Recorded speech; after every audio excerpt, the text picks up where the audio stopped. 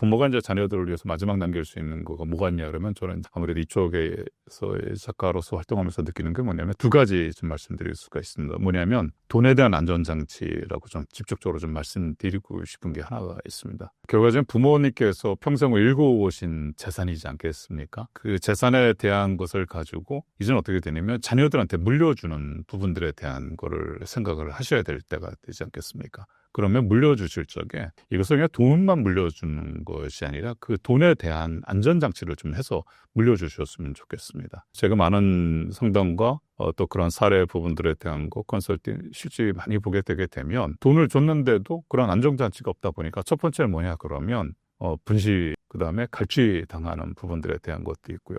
또 돈을 줌으로써 오히려 자녀한테 아무런 돈에 대한 안전장치 없이 줌으로써 타겟이 되는 형태가 됩니다. 이 타겟이 되다 보니까 이 자녀들이 굉장히 사회적으로 괴롭힘 당하고 이런 부분들에 대한 것이 있습니다. 그래서 돈에 대한 안전장치를 좀 걸어뒀으면 좋겠습니다. 이런 부분들은 내가 주는 돈에 대한 거를 어떻게 할 경우에는 지급되지 않게끔, 어떨 땐 지급될 수 있게끔 이런 부분들에 대한 돈에 대한 안전장치를 좀 걸어주시는 부분들에 대한 거를 명확하게 좀 말씀드릴 수가 있을 것 같고요. 두 번째는 뭐냐 그러면 돈에 대한 안전장치라 그런다 그러면 우리 어른들이 돌아가시기 전에 그동안 어떤 사랑에 대한 메시지 부분들을 안전장치로 좀 담아주셨으면 좋겠습니다. 왜냐 그러면 돈에 대한 것이 넘어왔다고 하지만 그 돈에 대해서 갑론을 막 쌓을 수가 있어요. 특히 상속세부터 여러 가지 재산에 대한 것이 있을 수도 있는데 여러분들도 아다시피 이것에 대해서 돈을 쌓지 말고 어떠한 경우는 이렇게 된다라고 하는 거죠.